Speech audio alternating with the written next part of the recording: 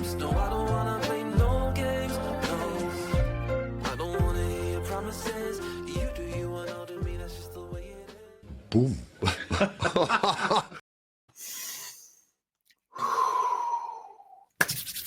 Biddly bo. Yes, yo. Here we go. Ain't nobody down round here. You know what time it is.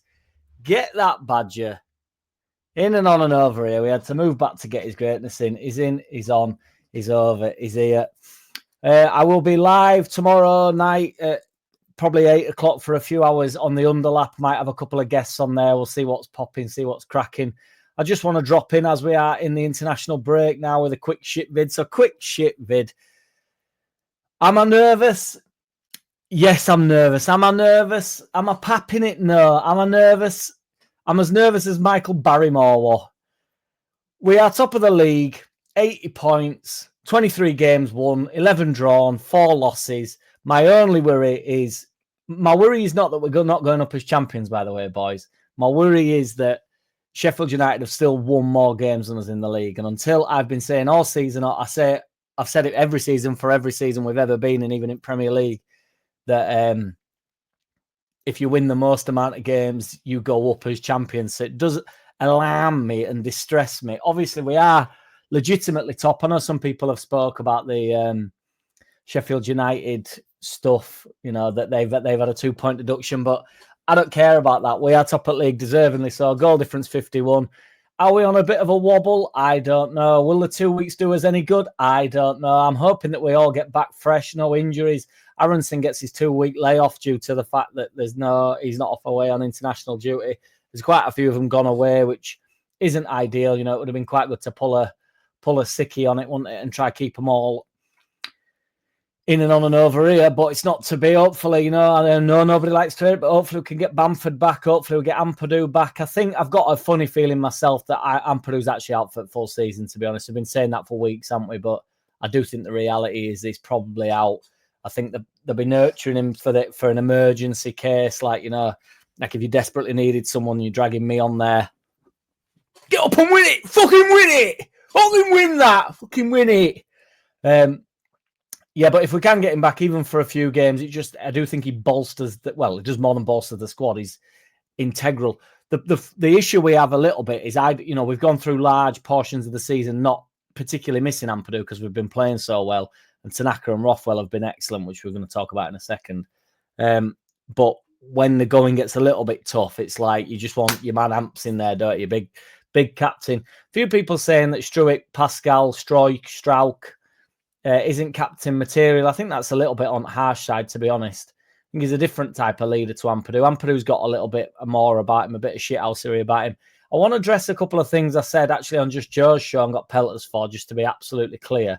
I got told that my takes were absolutely shit on the basis that I said, because it came up that we don't really put a lot of pressure on the ref. And all I said was, after the blatant Dan James penalty, I've noticed in games that they are up to the ref a little bit more. Struijk's over. There's 3 or 4 of them go over. I think Bogle were over him at one point.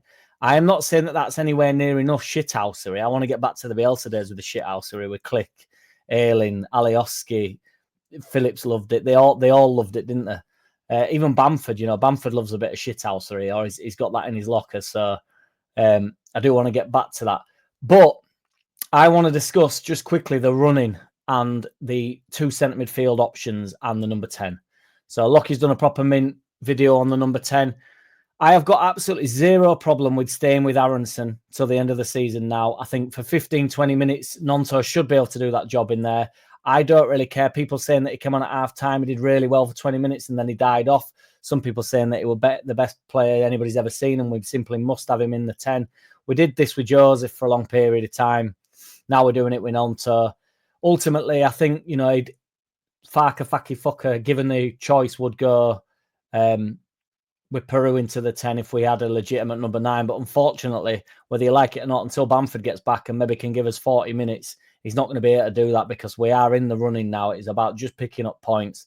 I'd stick with Rothwell and Tanaka as I think they're our best 2 centre midfielders. However, I have seen some takes levelled on Gruev as though he's the worst centre midfield footballer that anybody's ever seen, and with him in the side, Be interesting to find out how many goals we've got with him in the side, because I'm pretty sure it'll be a lot. Gruev, is he my favourite player in the world? No. Is he the best player in the squad? No.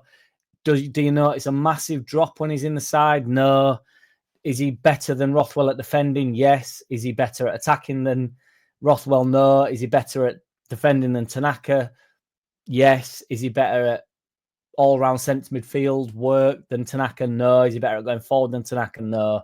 I think Tanaka can hold and let Rothwell go. I think they did that a little bit even with Gruev, and that didn't work, and that was one of Gruev's poorer performances. But it's very rare that Gruev has a really poor performance, so he's a defensive midfielder, and ultimately we do need him at the moment. And, you know, in terms of strength in depth, we are far better, even with Ampadu out, with Rothwell, Tanaka, and Gruev. That's a better three than we had last year. We, you know, Gruev and Kamara for large portions of the season were in there. So, because obviously Ampadu went into centre back for quite some time.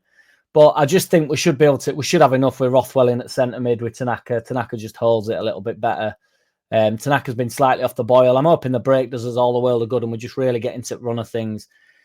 Nonto in the 10. No, honestly, and to be honest, this is my message to Daniel Farke. Whatever my man Farke goes with now, I am backing all the way to the end of the season. I hope he sticks by his guns and just picks the one thing he's going to do, and we don't start chopping and changing. I don't want to see changes game to game. I want him to pick something like he has done from the start of the season, and I want him to stick with it all the way through to the end of the season. If it don't get us up, he loses his job, and it can only be him to blame. So I'm going to back him on that basis that I want us to go up. I think we need to go up this season, or I think there's a huge overhaul coming. It's not going to be good for us if we don't go up. I do think we will go up as champions. I don't think we're in competition with Sheffield United or Burnley. Interestingly enough, Andrea reckons that the most likely top two are Leeds United and Burnley. He reckons Sheffield United have a bit of a wobble. They'll end up in playoffs.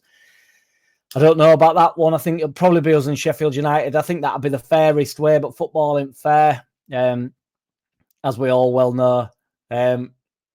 8 games to go, is it?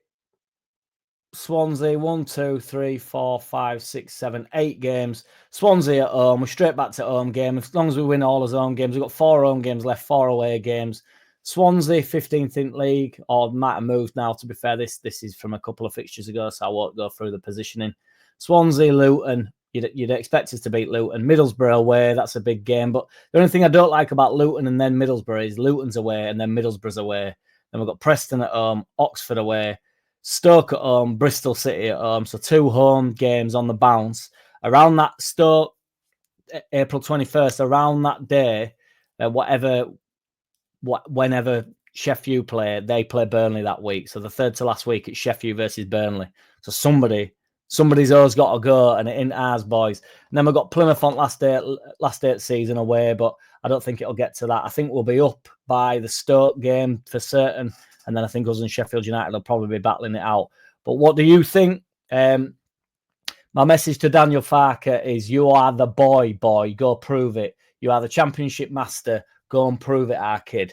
Go write yourself in Leeds history. You're a legend, mate. You've had quickest to 50 games or whatever it is, 50 wins in championship. That's our manager.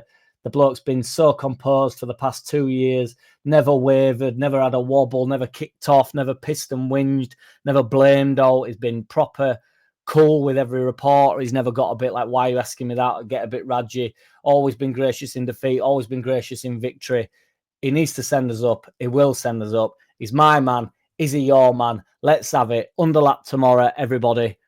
Bottle top down. I don't wanna play no games. No, I don't wanna play no games. No, I don't wanna hear promises. You do you and I'll do me. That's just the way it is. Boom.